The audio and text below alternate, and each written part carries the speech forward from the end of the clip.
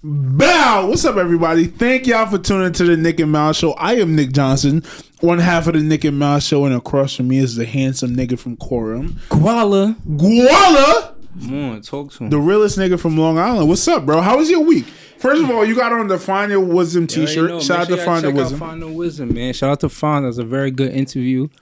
You know, he was dropping gems. Definitely didn't know much about him, even though we did a review about it. But I'm wearing this because I just got the shirt, and you got to support, man. He talked about supporting. We got to support each other, and that's what I'm doing here. So big shout out to Find. Big shout out to Find Your Wisdom. And talking about t-shirts, talking about merch. Listen, man. I'm just going to show y'all this. This is a quick flash. The Nick and Mal is about to get into the merch business. Come on. So please be aware. You said product? Come on. We got more. We got products on the streets, too. But we're going to throw some on the website. We got a lot of product on the street. How was your week, though? It was good, man. I want to highlight one thing. I ran 5 miles this morning, so I'm definitely just going to highlight that. That's the big thing for the week. But us, the Nick and Mal Show, we got a lot of content for you. You know, that's a lot in store. We've been working a lot of OT, and that's really it, man. Week wise, that's really it, man. We got a couple episodes in the can. Like, I can't wait for y'all to see what we've been working on. Yeah, you know, things don't go your way sometimes, but you find a way. That's what happened this week. You got to pivot. You got to pivot. Like, it's like playing basketball. You catch it in the post, you spin. Somebody there, I spin out, do the fadeaway like Bron or Kobe. Come on, but you gotta switch it up though. Like, you get the basketball and you run to the three. You don't dribble, nigga. You run to the 3-point line and throw it across the Joel did court. That this week. Joel Embiid. I know this is not a sports podcast, but have you been paying attention to sports at all? Nah, but tell him that. What did Joel Embiid do? He's been wilding. I mean, there was one play where he caught the ball literally in the post. Right, they were down by 2. And it was Thomas running out. And he just, a big man in the post, ran out and shot a 3 splack. And I think they won the game right there. Damn. It was a big shot. Apparently Joel Embiid, a lot of people are saying, is the best player in the league right now. But we know you can't really judge nothing based on the regular season. We got to wait till the playoffs. That's true. You feel me? Because Paul George was an all-star last year in the regular season. And he didn't deserve an NBA roster spot in the playoffs.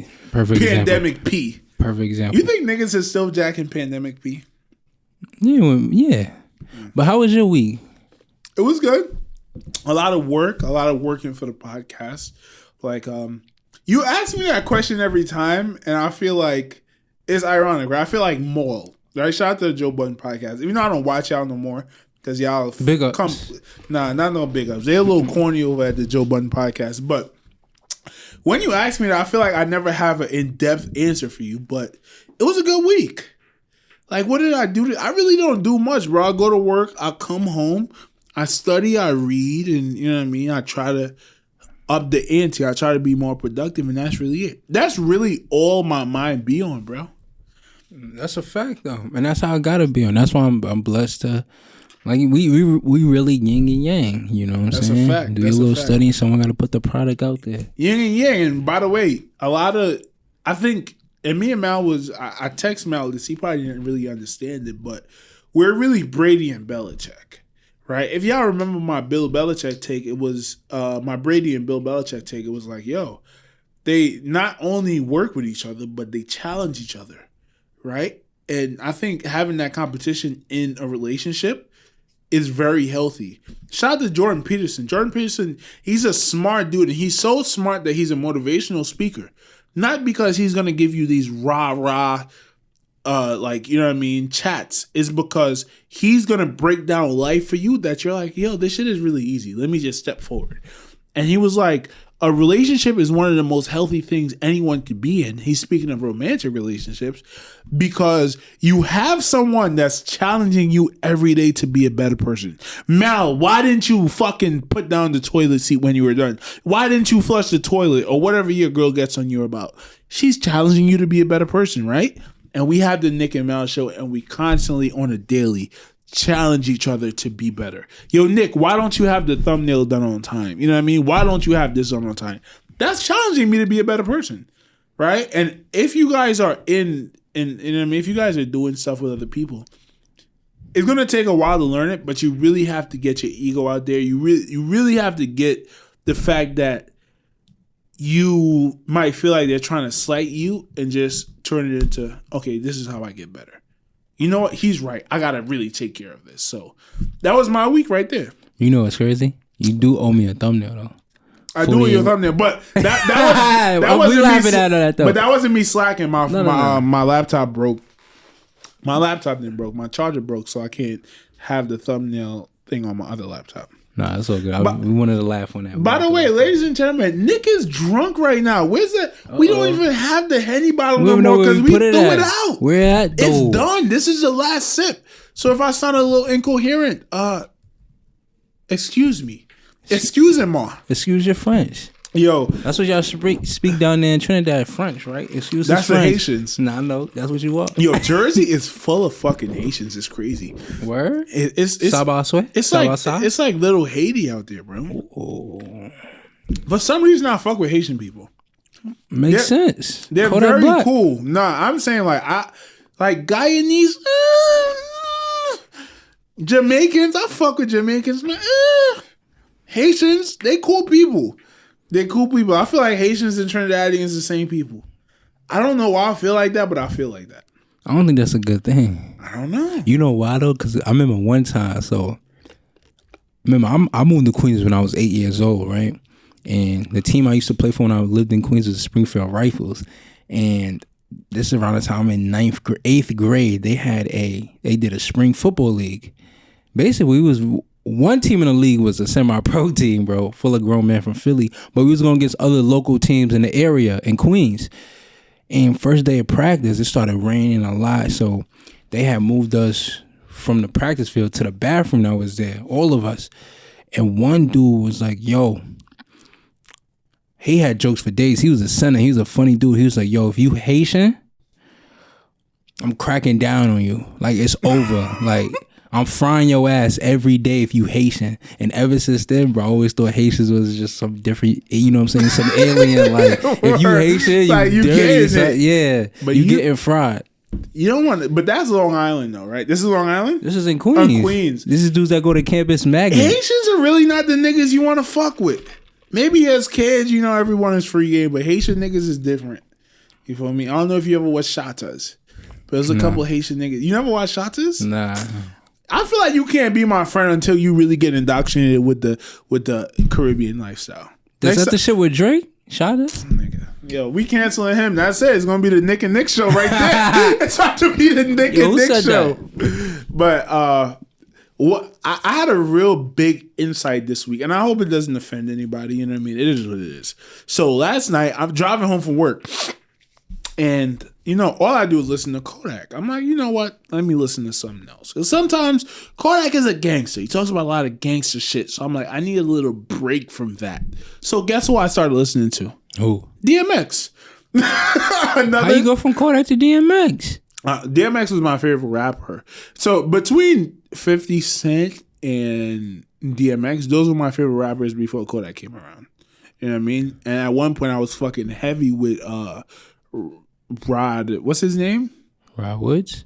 Roy Woods. Roy Woods. I was fucking heavy with Roy Woods, but those are my favorite rappers, 50 Cent, DMX.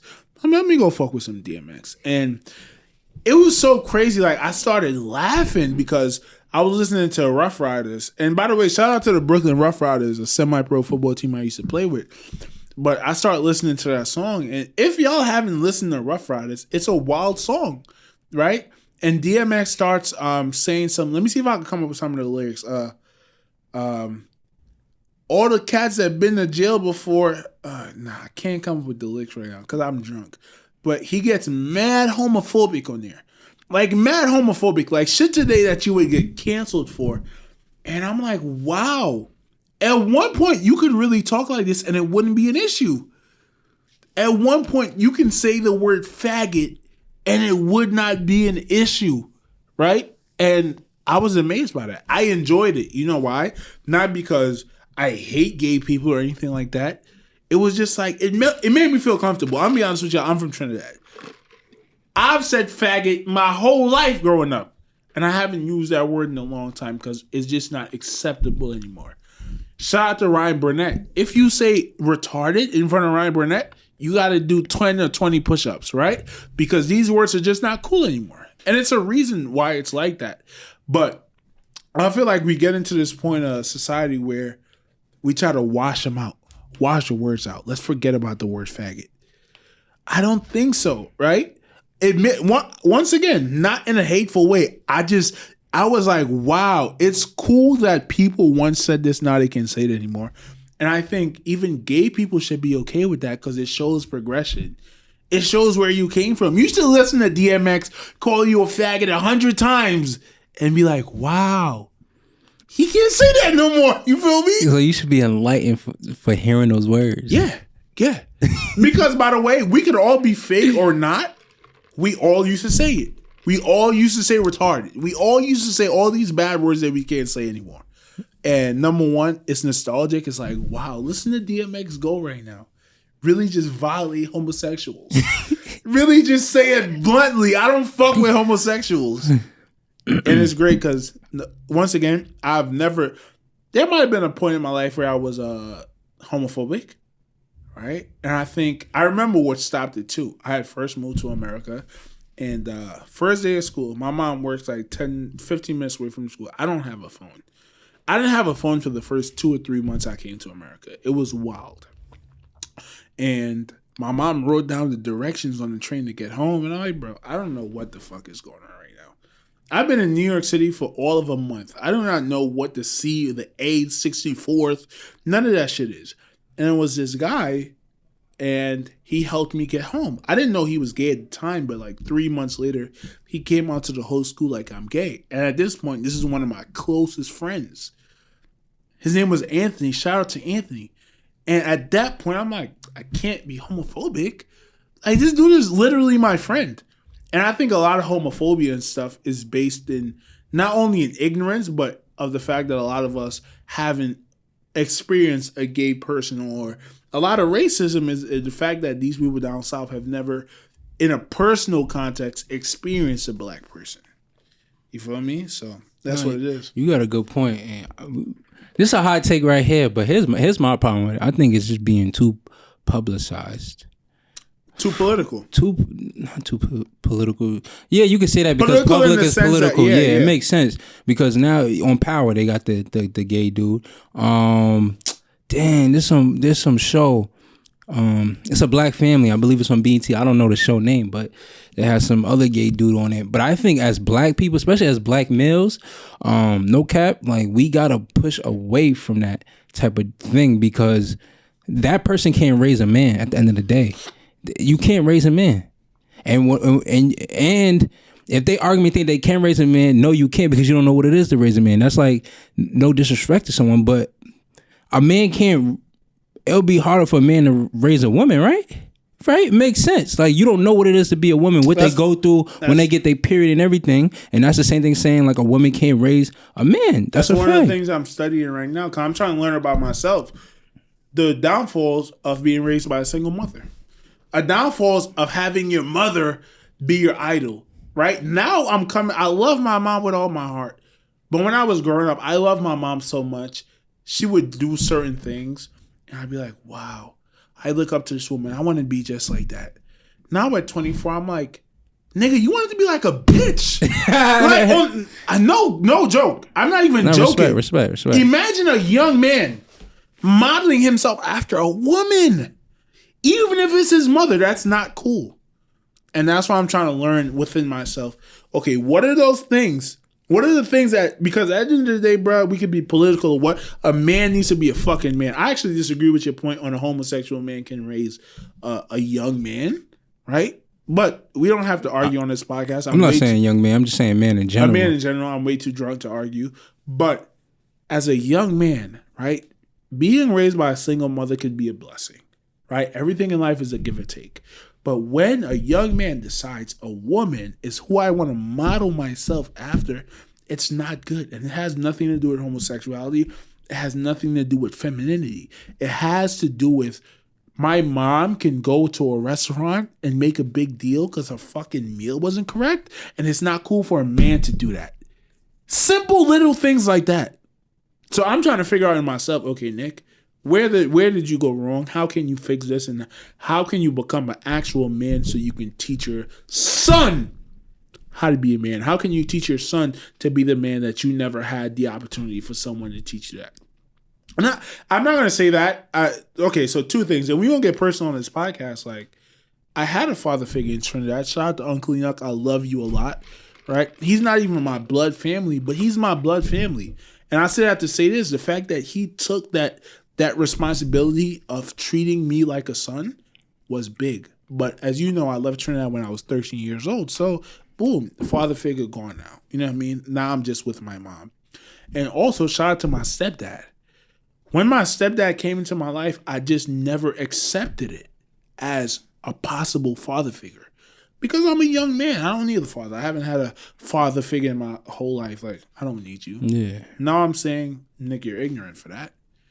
Like, you nigga, a father figure is someone you could learn from. So whether if you like him or not, learn from him.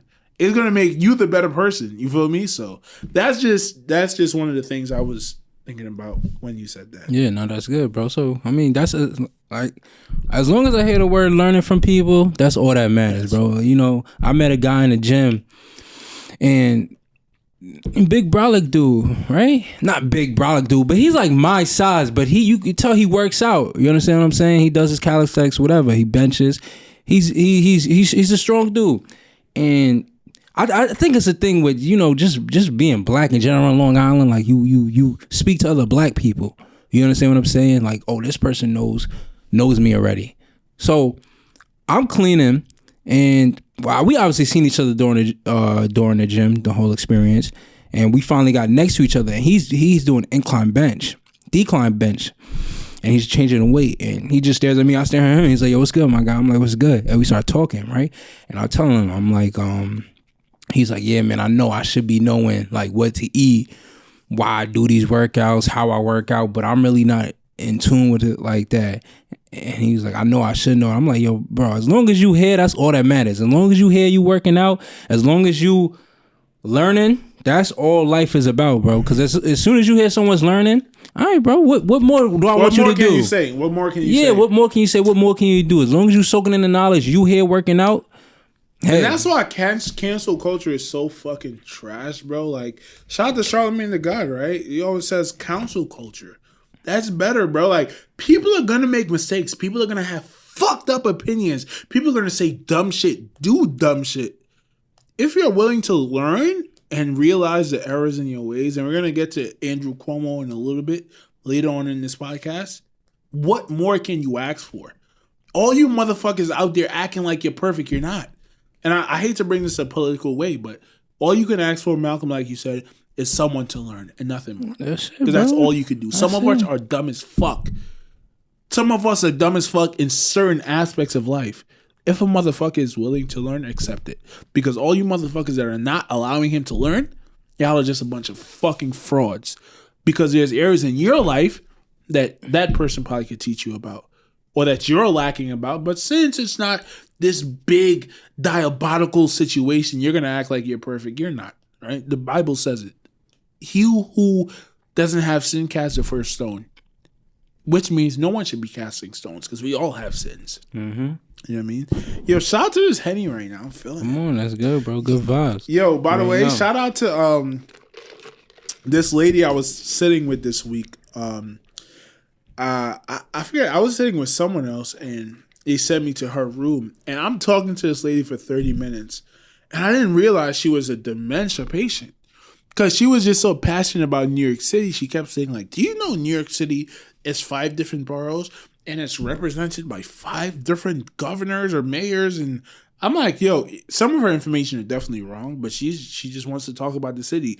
I don't know why she's talking to me about the city like I've never been to the city, but she's 90, I'm going to let her rock. After 30 minutes, she just kept repeating the same shit over and over again. Like, oh, she's a dementia patient. She doesn't know what's going on. Now, I'll say this. I don't know if this is wrong or not. I don't know if this is unethical. But when I sit with a dementia patient, especially one who has that quick of a memory span, I fuck with them. You know what I mean? I have fun. Like, hey, what day is it? It's 1949. Like yo, JFK just got shot yesterday. Wait, no way! Are you kidding me? So the lady, That's so fucked up, it's, bro. No, it's fucked up because there's been with this lady, right? She wakes up from sleeping. Oh my god! What time is it? Right? It's like 12. I told her it's 12, and then she asks me like, "Where's my husband?" I'm like, "Your husband is dead." Oh my god! Oh my god! Where am I? Because their memory is that quick. Like their memory erases that quick, right?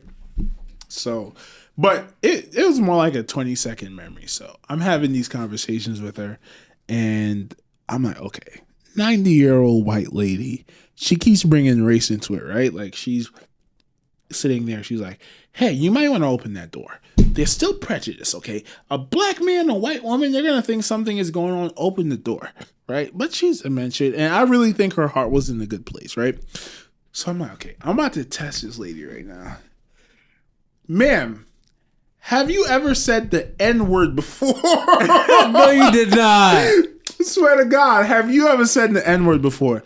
Now, I was expecting 1 or 2 responses.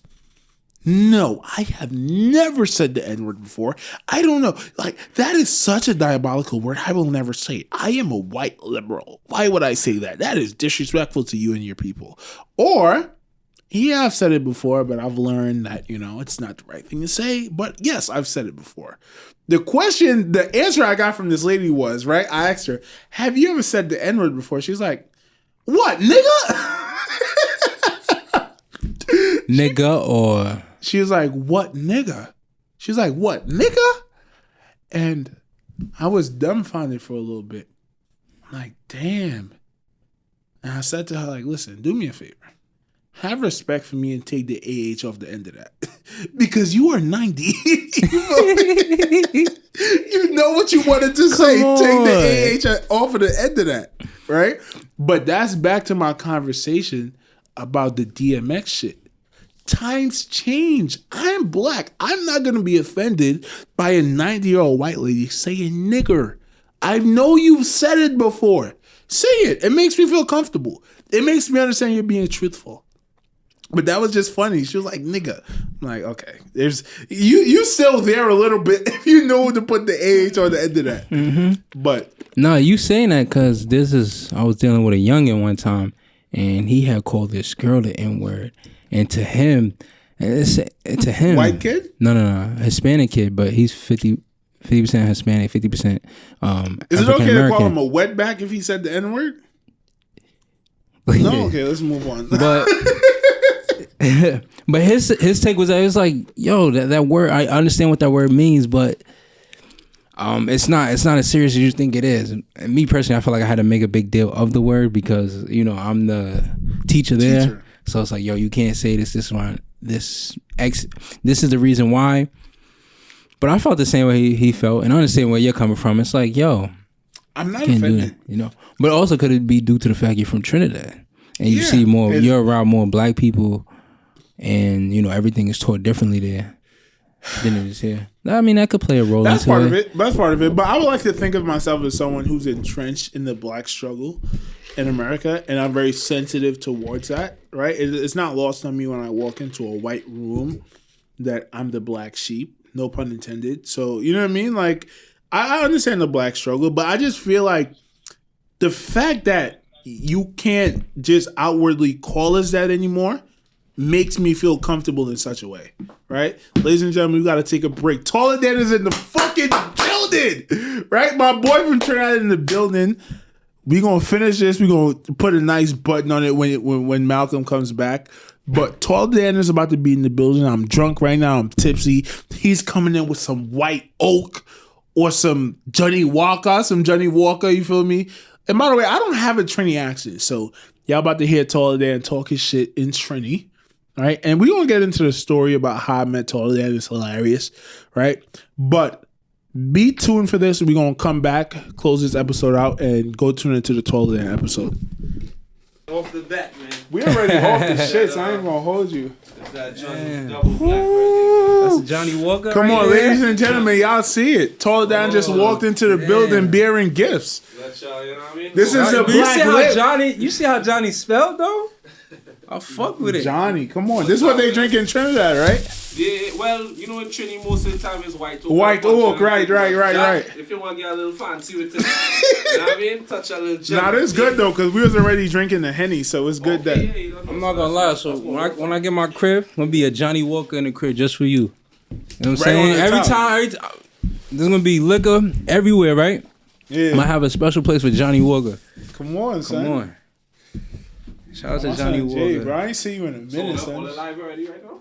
Well, we was recording a different episode. We about to finish this and then Okay, alright. we hop on whenever. No, Right. Bow, guys, we are back. My son Jay just walked into the building, aka Taller Don. Most of y'all gonna know him by. Please go Come on, tune into son, the hold on. episode as soon as y'all see this. Come on, show him what he on. bought, Mal. I see it. He bought the Johnny Walker. Come In a on, we suitcase. finna get Come on. frisky today. And a whole case though. And y'all know I was already drunk before he bought the shit. But you pee how they spell Johnny though? Come on, how they spell it? JOHNNI. NNIE. Tell him what your plan is to do Big with ups to it Johnny when you get Walker. the crib. And when I get the crib, man, I'm definitely gonna have a spot for the alcohol, the liquor, all of it. I'm gonna have a special place for the Johnny Walker double black. You know what I'm saying? But listen though, today was a very busy day. We sorry that our episode was so short. I wanted to talk about Cuomo, right, and how they trying to kill my boy. Let's get 'em. But listen, honestly, it's a good thing because I'm low key too drunk to be talking about topics that sensitive right now. Because I might really get too spicy. I don't even know if the topics we talked about before I was too spicy. But we gonna look at it. Y'all gonna hear it anyways. Because I don't give a fuck. Y'all can't cancel me. I'm broke anyways. But word. But listen though, we thank y'all. We appreciate y'all. Hold on. Let me just give him a little. Come on, talk to them. You know what I'm saying? I'm gonna give y'all a little bit of Rausch Stocks, and I'm gonna give y'all some little bit of stock information though. So Rausch Stocks, shout out to Rausch for the information. The Nasdaq, the tech stock index, traded down 7% this week as many investors rotated into travel and entertainment stocks on belief that the economy will begin reopening soon. In my opinion, the sell-off in tech stocks creates a buying opportunity. Once the market volatility slows down, I personally would buy tech names that are long-term winners in fast-growing industries as DKNG, AB&B, and Shop. So my take on it personally, yes, the Nasdaq, the tech stock index has been going down. I'm somewhat invested in Apple. Hasn't been doing too good, and obviously Rausch has stated the reason why is because people are taking their money out. Why? Because it's going down. It's a high point, right? Tech had a high point. They sold. And they're buying more into entertainment and into travel stocks, which is what a lot of people do in the stock market. If you hear CNBC, a lot of people, the speakers there, the hosts there, they say, okay, I had sold here, I'm gonna put money here, and then when it dips, I'm gonna buy again, right? But me saying that, we gotta be on the lookout for Madison Square Garden Entertainment. The ticker is MSGE, and what that is Madison Square Garden Entertainment. So with companies like Johnson & Johnson and Pfizer, the people that's giving out the vaccine, summer 2021 is looking like a go. And where do the big boys like to hold their concerts? Madison Square Garden. So Madison Square Garden Entertainment has came out, went public April 2020 at $88. It is now currently trading at $115. Yet again, I don't see this being $1,000 stock, but I do see it as like an opening opportunity for people to invest in and get some type of gain through it. And then one quick thing, Jack Dorsey and Z Deal. Obviously, everyone knows that. Yo, shout out to Jay-Z, man. Yeah, big shout out to Jay-Z. Big shout out to Jack Dorsey. I hated Jack Dorsey. I hated Twitter. I hated still Cash. hate Jack Dorsey's ugly ass fucking beard. But Twitter CEO Jack Dorsey, his company Square has confirmed the $297 million purchase of cash and stock of Tidal. One thing I just want you guys to look at that Square. The stock Square went public in 2015, and that's when Nick had introduced me to Cash App. But it was going at $12. It is currently going at $216. Yes, it's a growth opportunity. Square is looking like the Facebook, the Amazon of the financial service. You look at what Square is. Square is an American financial service. Think about it. You just took a financial service company and you just bought a music industry. What do you think Amazon does? Amazon has everything. Amazon has Twitch. Amazon has Amazon Prime. Amazon has Amazon Music. They sell everything. So I think Square is looking, Jack Dorsey is looking to take a financial service company and diversify in this way. Big ups to Jay-Z for being on the board and learning from Jack Dorsey. We're going to look up, you guys remember me talking about NFTs, non-fungible tokens. I believe that's why Jack Dorsey got in that space, because he knows about it. So this is also helping artists go more independent and sell their products as a non-fungible token. So big shout out to them. Big shout out to Rausch. Big shout out to the stock market, man. That's all the stock information I got for y'all this week. Ladies and gentlemen, it's the Nick and Mal Show. Yes, sir. Bow. Yeah. Ever told on a nigga? No. Ever squeezed the trigger? Yeah. Ever set a nigga up? No. Ever helped a brother out when he was down?